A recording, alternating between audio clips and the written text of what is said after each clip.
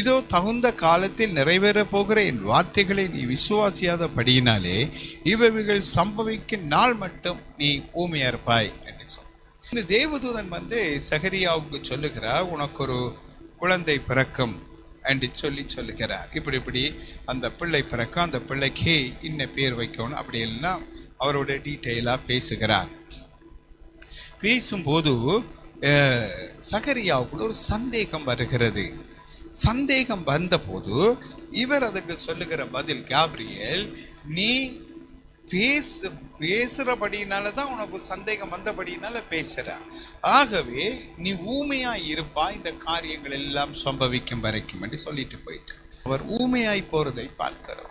விசுவாசியாதவர்கள் ஆவிக்குரிய ஊமைகளாய் இருக்கிறார்கள். இவருடைய மகனை கவனித்து பாருங்கள்.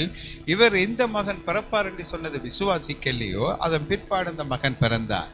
அந்த பிறந்த நாளிலே இவருடைய வாயின் கட்டுகள் அவிழ்க்கப்பட்டு இவர் பேசினார். இவர் சொன்னார், இயேசுவை கண்டவுடனே, இவர் உலகத்தின் பாவத்தை சுமந்து தீர்க்கிற தேவ ஆட்டுக்குட்டி, அப்படி இப்படி இவர்தான் நாங்கள் வர காத்திருக்கின்றவர், இவர் இயேசு என்று சொல்லி எல்லாருக்கும் அறிமுகப்படுத்தி இவரை நீங்கள் பின்பற்ற வேண்டும் என்று அவர் போதித்தார். கொஞ்ச காலம் கடந்தது. யோவான் ஸ்நானகன் என்கிற இந்த மகன் பிடித்து சிறையிலே அடைக்கப்பட்டார்.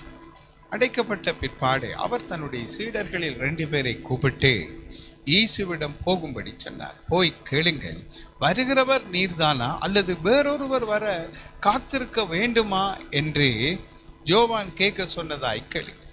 இவர்தான் வருகிறவர் என்று சொல்லி ஏற்கனவே அறிமுகப்படுத்தின யோவானுக்குள்ள அவங்க அப்பா கிட்ட இருந்த மாதிரி சகரியாட்ட இருந்தது போல ஒரு சந்தேகம் வருகிறது பாருங்க. அவர் திருப்பி கேட்கிறார், வருகிறவர் நீர்தானா? ஆண்டவர், நீ தானே இப்ப சொன்ன நான் தான் வருகிறவர் என்று முந்தி, இப்ப என்ன சொல்லுகிறாய்? பாருங்கள், இவருடைய முதல் கதையை கேட்டால் இயேசு இவர்தான் என்று தேவகுமார் என்று நிரூபிக்கிறார்.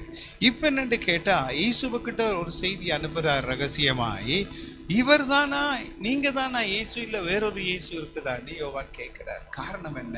அவர் சிறையில் இருந்ததுனாலே அவர் குழம்பி போய்விட்டார். அவருடைய மனநிலை பாதிக்கப்பட்டுட்டு, ஆகவே இசபேலின் ஆவியினால தாக்கப்பட்டார். அப்ப யோவானுடைய புத்தி குழம்பப்படுகிற ஒரு ஆவியாய் அது செயல்படுகிறது. இயேசுவுக்கு ஞானஸ்தானம் கொடுத்தவர், இயேசு கிறிஸ்துவுக்கு முன்ன போய் வழியை செவ்வாய்ப்படுத்த வேண்டிய மனிதனாய் அனுப்பப்பட்டு வனாந்தரத்தில் கூப்பிடுறவனுடைய சத்தமாயிருந்து இந்த வழிகளை எல்லாம் ஆயத்தப்படுத்தி இயேசுவை உலகத்துக்கு அறிமுகம் செய்து வைத்தவர். இவர் இப்பொழுது குழம்பி விட்டார். இவர் பின்மாற்றக்காரர்களை போல, மறுதளித்து போனவரை போல யோவான் மாறிவிட்டார் என்று நாங்கள் பார்க்கிறோம்.